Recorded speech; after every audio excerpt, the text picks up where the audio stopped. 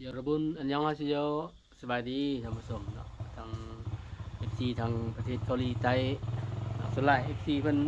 ผู้ที่เบิ่งช่องอ่าครอบครัวชนบทและครอบครัวช่องคู่ชนบทเนาะเพราะว่าส่วนหลายมาจากประเทศเกาหลีใต้เนาะฉะนั้นข้าพเจ้าจึงได้เขียนคำบรรยายเป็นภาษาเกาหลีใต้เพราะว่าอันใช้ตามผู้ที่เบิ่งเฮาประเทศหรือเบิ่งหลายอาจจะใช้คำบรรยายประเทศนั้นคือครอบครัวชนบทนี้ก็อัปเดตอ่าเปิดช่องอยู่ประเทศลาวเนาะก็เลยการใช้คำบรรยายของประเทศเกาหลีใต้ขอ FC ทั้งหลายมาจากประเทศเกาหลีใต้เนาะสบายดีเด้อ FC ทางประเทศเกาหลีใต้และขอทางไทยและทางประเทศอื่นๆในทั่วโลกนี่เนาะสบายดีหมดทุกคน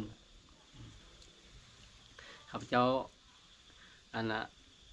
จะให้ FC ได้เบิ่งคลิปบ้านนาเนาะในถ่ายเมื่อก่อนในแต่2002แหละเนาะบางคนมันอยากเห็นต้นฉบับความจริงจะไปอัปโหลดในช่องคู่ชนบทแต่ว่าบ่ได้อัปโหลดเนาะก็เลื่อนมาช่วงหนึงครับอัปโหลดในช่องครอบครัวชนบทเนาะว่าได้ใส่เพลงไปเนาะแต่ว่าบางคนก็อยากเห็นต้นฉบับเนาะวิดีโอมีความยาวเท่าเลยนะอืมมีการสนทนาเนาะฉะนั้นอัปโหลดอีกทีนึงให้ท่านผู้ชมได้เบิ่งเนาะเพราะว่าคลิปนั้น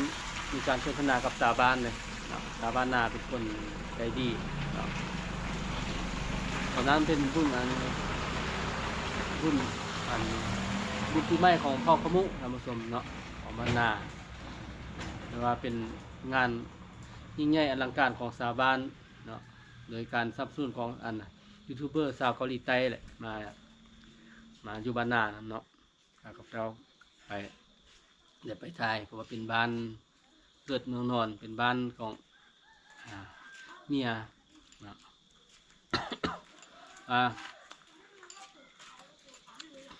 ช่วงโควิดเนาะเราก็บ่ได้พยายามครอบครัวทางนั้นเราจากโควิดมา2022ก็ได้พยายามนะก็ได้ถ่ายคลิปตอนนั้นลงเนาะแต่ว่าบ่ได้เอาลงเพื่อเอาลงอยู่ในช่องคู่ชนบทว่าเป็นการใส่เพลงแต่ว่าได้ตัดการสนทนาของชาวบ้านออกเนาะดังนั้นคลิปต่อไปนี้จะได้ให้ท่านผู้ชมได้เบิ่งคลิปเต็มเนาะในการสนทนาเป็นของชาวบ้านนั่นแหละได้เบิ่งพิเศษคลิปนี้ก็ส่งแรงใจแรงเชียร์ให้สาวเกาหลีใต้เนาะยินข่าวว่ามีมาถึงลอกมาในประเทศอาซีตะวันออกเฉียงใต้เนาะบางประเทศนั่นนะเนาะถือว่าเป็นการอาชญากรรมเนาะขอแสดงความเสียใจกับผู้ที่มาแล้วประสบข้อร้ายในบางประเทศในอาซีตะวันออกเฉียงใต้ท่านผู้ชมเนาะว่าคันว่าอยากไปเที่ยวประเทศเลิกก็ต้องเช็คข้อมูลให้ละเอียดท่านผู้ชมเนาะตรงนี้นะมีข่าวหลายหลายแนวเกิดขึ้นเนาะในบางประเทศในหลายประเทศให้ระมัดระวังในการท่องเที่ยวคือFCเพิ่นมาย่ำแต่ละครั้งนึงพวกเราก็ได้พัวพันกับเจ้าหน้าที่แล้วก็ได้แจ้งให้เจ้าหน้าที่ท้องถิ่นรับทราบเนาะมาคือ FC คนนึงมาพักอยู่ของการบ้านนี้เพิ่นก็เต็มมาพักปีนึงท่านผู้ชมเนาะมาอยู่ปีนึงครับเจ้าก็ได้แจ้งอำนวยการปกครองท้องถิ่นเจ้าหน้าที่ท้องถิ่นรับทราบแต่พวกเที่ยวก็ได้เดินทางกลับประเทศเพิ่นแล้วเนาะหลังจากก่อนที่ลาจะออกจากวัดข้าพเจ้าอยู่นี้ข้าพเจ้าก็ได้สัทธาหมู่ของลาวเนี่ยเนาะว่าพวกเที่ยวจะได้ออกจากบนควายอยู่เลยได้ไปเที่ยวบนเรือนี้ครับเจ้าก็ได้แนะนำในนั้นไปเนาะหมู่เราก็รับทราบแล้วหมู่เราก็ส่งอีเมลมาส่งมาก็ว่าเป็นผู้เกี่ยวฮอดประเทศเกาหลีใต้แล้วนะพวกข้าพเจ้าก็อยู่ดีไม่แห้งอยู่เนาะแต่ว่าเป็นวัดเป็นไข้ว่าเกี่ยมอากาศเปลี่ยนแปลงเกี่ยมเข้าฤดูฝนฤดูหนาวนะจากฤดูฝนเข้าฤดูหนาวแต่ว่าอากาศเปลี่ยนแปลงตอนนี้ก็มันเริ่มเข้าหนาวแล้วแต่อยู่บ้านนี้ได้นุ่งเสื้อกันหนาวได้ เนาะมีเสื้อกันหนาวนั้นก่อนจะไปรับชมคลิปบ้านนานั้นขอฝากกดไลค์กดแชร์ขอแห่งใจแห่งเสียเนาะฝากกดติดตามทางช่องครูชนบทเด้ครอบครัวชนบทเด้ฝากดีหมดทุกคนนะได้เห็นคลิปนี้อย่าลืมนะฝากช่วยกดติดตามทางช่องครูชนบทและครอบครัวชนบทเด้นั้นไปเบิ่งรับชมได้เนาะคลิปบ้านนารับชมกันเลยฝักส่วนดีเขาตัวก็ได้เสื้อกีฬาตัวนึงกับเขาเสื้อน้อยนะถ้ามีเด็กเสื้อหน้าเลยพี่ไก่พี่ไก่เขาไปอันเด็กเมื่อพี่ไก่นั่นงามคุณหนึ่งอันในเสื้อบ้างน้อยตัวเอ็นน้อยเกิดมือเนี่ยนี่ไปเบิ่งทางนั้นแล้วก็เฮ็ดหยังวิถีชีวิตชาวบ้านนามีความสามัคคีดีเสื้อเขาคือมือแย้มที่บ้านที่เราเสื้อได้กินค่ะอย่างข้าวเหนียวนะครับเลยป้าโมมันเลื่อยรถใกล้กัน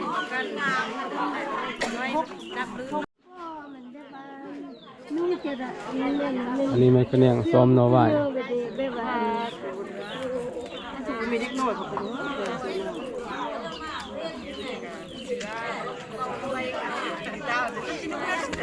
นอไว้นี่เฮ็ดเลยกินเฮ็ดเลยกินเสื้อเนี่ยค่ะเฮ็ดบุญก็เลยบุญก็เลยบุญพุทธปีบ่ปีนึงเฮ็ดเทื่อนึงดิปีนึงเฮ็ดเทื่อนึงแล้วนอเฮ็ดหยัง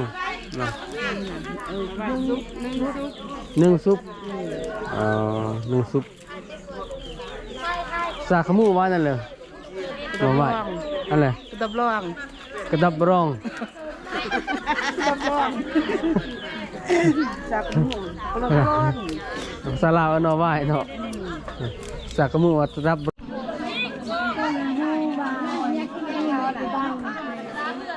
ติดคออยู่ละสู้นี่นะนี่อินคอแม่อินคอบ่ล่ะ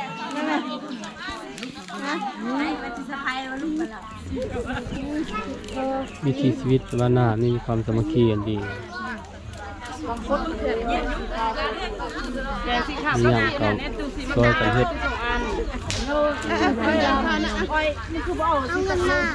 เพื่อมา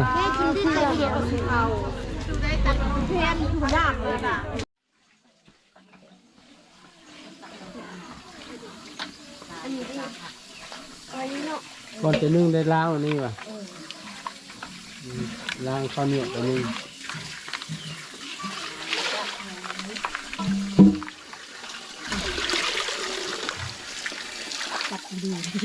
ล้างมันคิ้วน้ำมวกล้างคิ้วน้ำมวก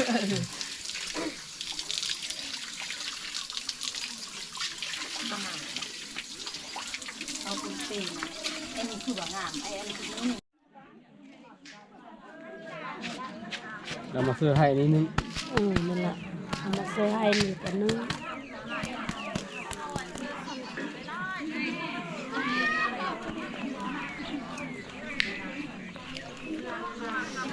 ได้เลยบุญปล่อยเข้าใช้เวลาจักนาทีหนึ่งจับซุป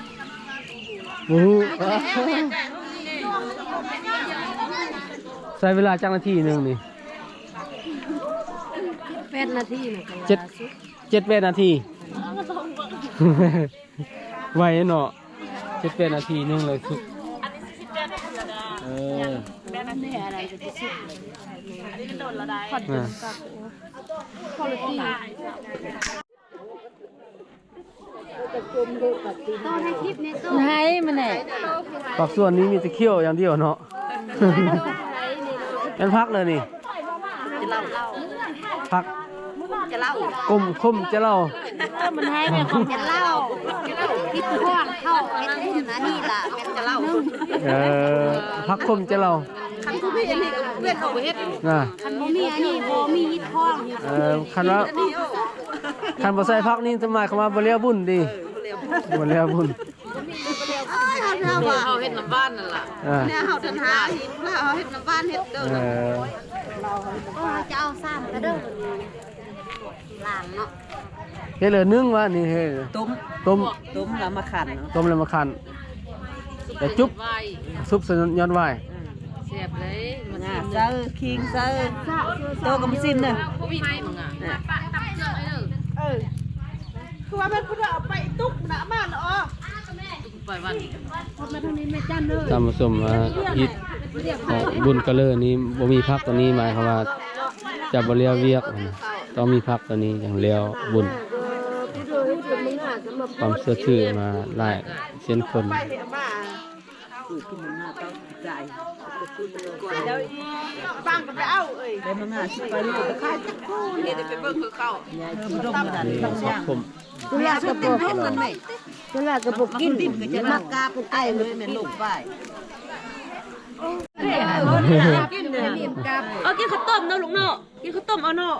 ข้าวต้มเขาก็เนาะต้มอยู่คนเดียวเขาแล้วเป่าเลยไปเหล่าแม่เป่าไปกระโดดเหล่าไปพุ่นเด้อ เนี่ยมุนมา เอาข้าวใส่สนักนิดนึงจะ กินกะลาเอาเยอะกะลาแซ่บเอ็ดกะลาเอา เรื่องข้ามม้วนบ่บุญกุปีนี่ ม้วน ม้วนนี่วะจิม้วนนี่เนาะ ม้วน คือจิม้วนอืม เคยจันยิ้มไปฟักนะกุ้งหันบ้านดอก นี่แม่นปีเขาจากนึ่ง ดีเขา เอางามบ่งาม ไอ้ว่าพ่อมึงตั้งกล้องแม่ เขาอ้อนเนาะเขาเหนียวบ้านน่ะ เสียบนี่เขาน่ะ เขาออมเสียบกินลากับบ้าน ความอ่อน โอ้อ้อนเนาะกินลากก็หวานนะระวังกินลายตุ้ยเด้ ตุ้ยแม่เพราะมันตุ้ยแม่คือตัวเทียนย่าอย่าให้มันตุ้ยตุ้ยเขาไม่มีเขาแลบเลนกายเขาความงาม นี่เขาความเสียบความคัก มาฮิตซะเทวดามันบ่อยากกินข้าวเม่นปีแล้วก็กินข้าวเม่นตลอดสุปีปีนี่ก็เทวดาบ่อยากเอาข้าวเม่นกินข้าวหอมข้าวผักขอบเอวเขาเลยอันนี้ แอวไม่อ่อนน่ะ ขอบ ปีนี้เทวดาได้กินข้าวแซ่บเนาะ เชื่อกินข้าวเสียบ นี่ล่ะ ดึงอ่ะ ก็ลงเธอเด้อแล้วมาสุกว่าอีลักเป่านึงไปขายไปอินบุญปีใหม่ จะรักก็จะว่าโตแล้วมั้งบ่เพราะมันหูก็จะแม่หูเนาะบ่ได้รักแม่มันรักผมแม่แท้จัดซื้อ ซ้อมเสื้อเลือดมาพร้อมนี่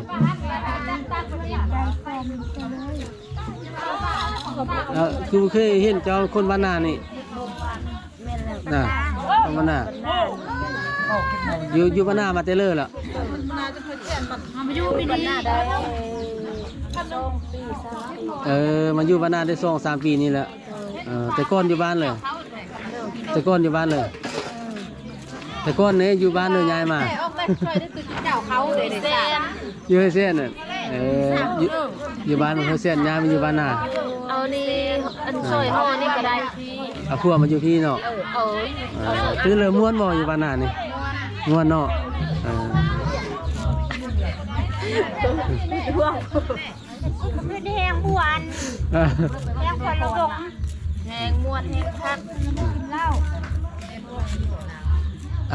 เมตตาก็จะมาอยู่พี่เด้ตอนฮับอยู่ที่อาอยู่พี่ อยู่บ้าน อยู่สบายเนาะอยู่พี่เนาะ ไปสู้อ่ะ อันนี้เป็นตัวมาครบ นี่ยังบ่มีอันเคียงเลยอ่ะมือเลย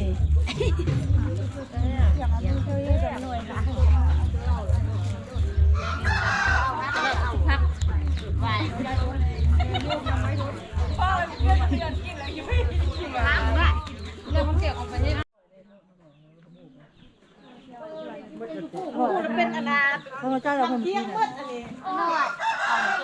เราโม่เลยจ่ายเงินอันเดิมจะโค้งเงินอันนี้คุณนั่งนี่เอามันเป็นน้ำยังอยู่กันให้เจ้าเรามันก็เศร้าเยอะมาแล้วไปมันโอ้กูตักก็เศร้าเลยแล้วมันเธอสู้ทำดิมันนั่งก็ไปใกล้ ซ้อมเรียบร้อยเนาะนี่เนาะนี่เราไหว้ นึง นึ่งกินดิบได้บ่นี่ ได้ เรากินบ่ดู เอาอยู่นี่อ่ะ เรากินบ่ดูแซ่บบ่ แซ่บ กินดิบได้นึ่งเลย กินดิบได้กินปลากับไปปลาเอาเจียวไปกินซอยกับหยอดอ้ายนี้กับเจียว เรียบนอก แซ่บโอ้กินอยู่ปลาเนี่ยก็แซ่บกินกับหยอดอ้ายนี่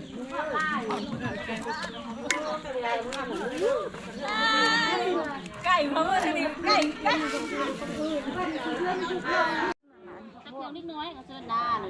อันนี้เป็นตำเจียววะนี่ น้ำเกลืองอบ เครื่องอบ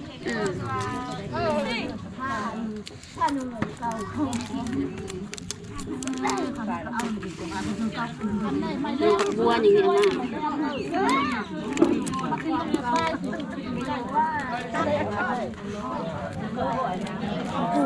ก็ทำเอาของเดียวเพราะมันมันก็เล้าเลย ตำส้มนั้นมันเบิ่งอันน่ะบรรยากาศไอเลี้ยงเขาแต่งกินเนาะวันนี้ไปเบิ่งการประดับประดาเวทีก็ที่เป็นอะไรนะเบิ่งนำกัน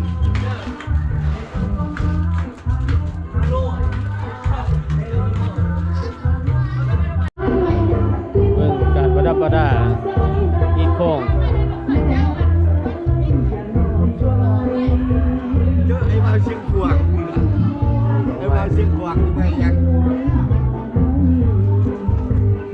เอาเฟืองซะบ่นี่คุณ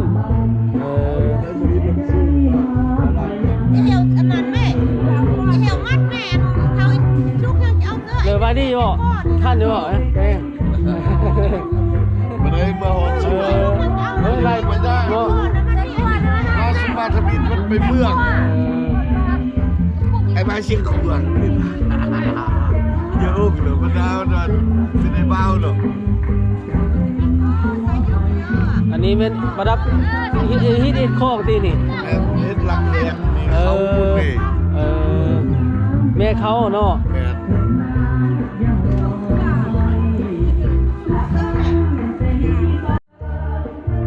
อันนี้ว่าอันแม่เขา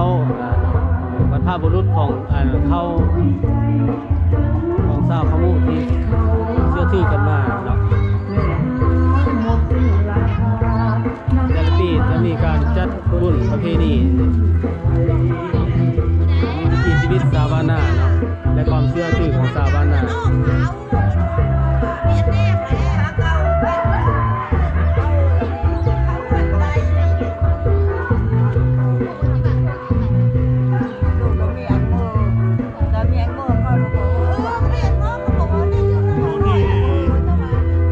ตอนนี้แหละเนาะ พิธีนี้ต้องมีแต่เท่าแก่เนาะแต่ผู้ประกอบพิธีคนรุ่นเมื่อนี้ไม่อยากรู้แล้ว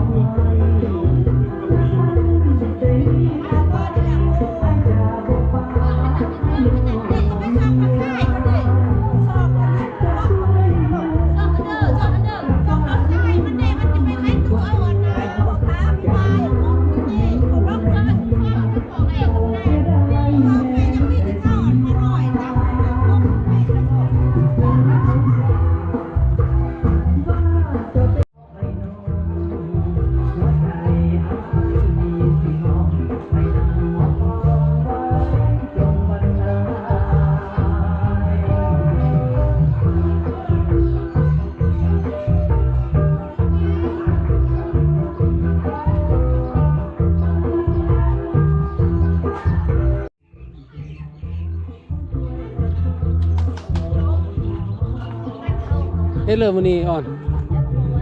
แกฟ้อนอ่อนฟ้อนวันนี้นะ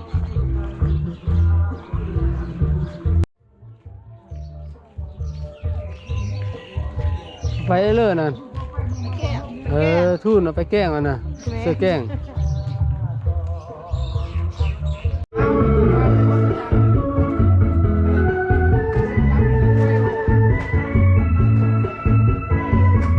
อันนี้เอาละแม่เขาเนาะ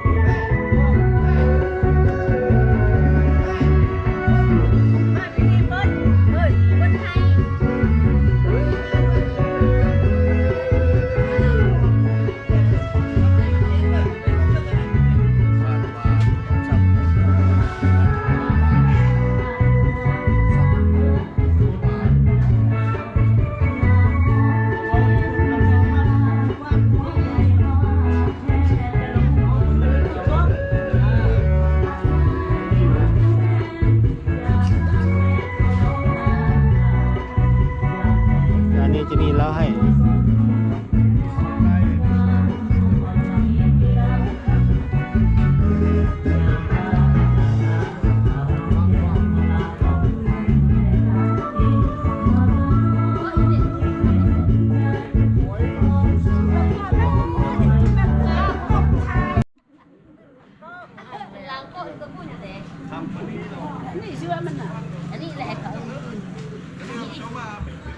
นี่เป็นเท่าแก่เพิ่นมาห้างที่บาซีสุพรรณอเมริกา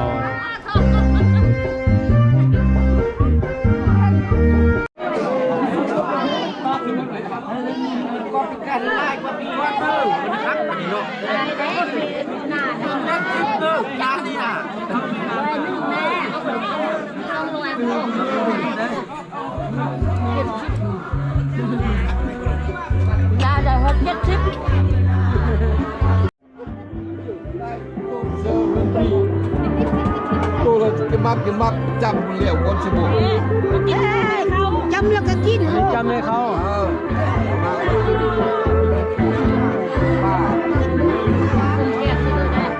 การรักษา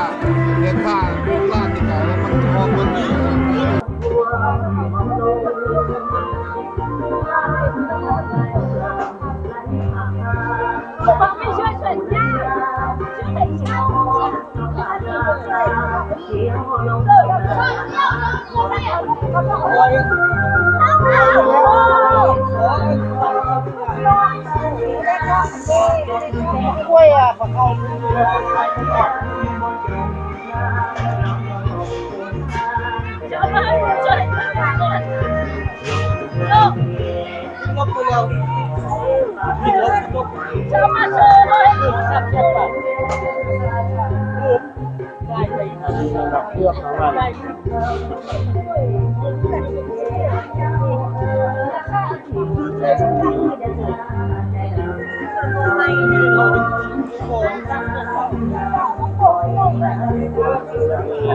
อันนี้เนี่ยเราให้อันนี้เราให้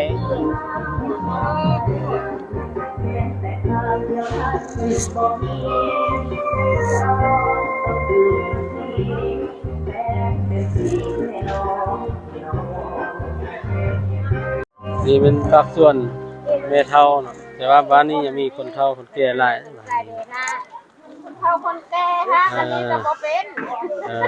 พวกแก่ประการเลย จะห้างเอ็นมักเบ่งบ่นี่ เป็นก็บ่เป็นเว้ย อันนี้มักเบ่งบ้านหน้าเด้แบบนี้เนาะ มักเบ่งบ้านหน้า มันโลกเลยเอาอันนี้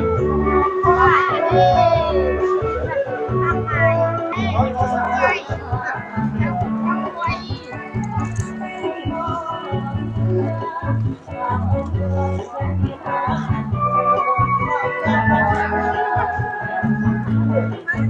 มาเด้อคุณมาโอ้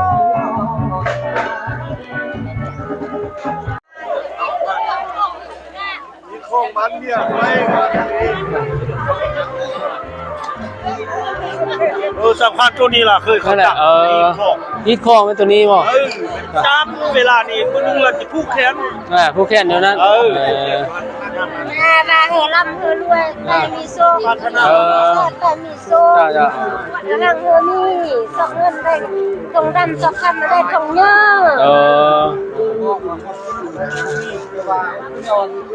ะ แม่เขา มีความรู้สึกนั่นเลยเอ็ดบุญแล้วมาเท่านี่แหละมีความรู้สึกนั่นเลยเอ็ดบุญแล้วน่ะดีเจอบ่ดีเจอเนาะดีเจอแล้วเวียกนึงเนาะแล้วเวียกเพื่อให้ปีเมื่อได้เข้าไล่บ่เอ็ดบุญนี่น่ะปีนี้ค่ะว่า ปีนี้ก็ได้ คนไล่ค่ะ ได้ก็ได้มันเลย ยุคเลิกเพี้ยน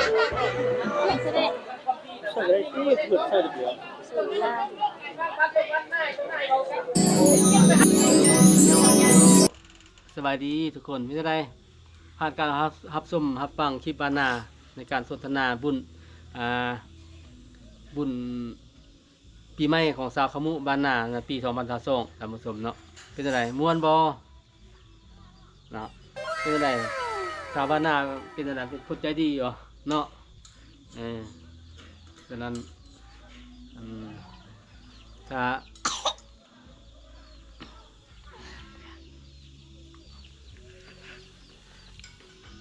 เจ้าให้ความหัวไม้หัวมือเนาะมีความสามัคคีถือว่ามีเบี้ยมีงานเลยเขาเจ้าจะมาเมดบ้านเลยมาเฮ็ดเนาะถือว่ามวนเป็นไรครับเจ้าก็ว่ามวนเป็นไรทำผสมเบิ้งเป็นไรมวนเนาะว่าในเมื่อก่อนได้เบิ้งคลิปตัวที่ประกอบเพลงนั้นถือว่าไม่มีการสนทนาเนาะแต่คลิปนี้ครับเจ้าถือว่าไม่ได้ใส่เพลงไม่ได้ใส่หยังเนาะแบบว่าให้ทำผสมได้เบิ้งสดๆเนาะขอขอบใจเด้อที่ติดตามรับฟังและรับชมและกดติดตามนะและกดไลค์กดแชร์ขอบใจหลายเด้อขอบใจหลายคำสาฮามิดา